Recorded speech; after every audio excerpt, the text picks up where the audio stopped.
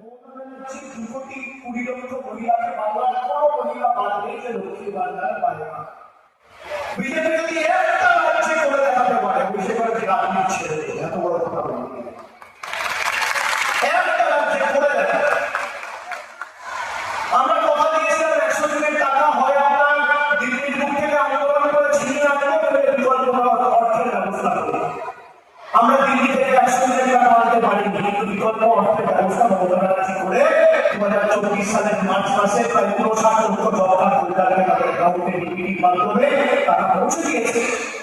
আমরা কথা দিয়ে কথা রেখেছি।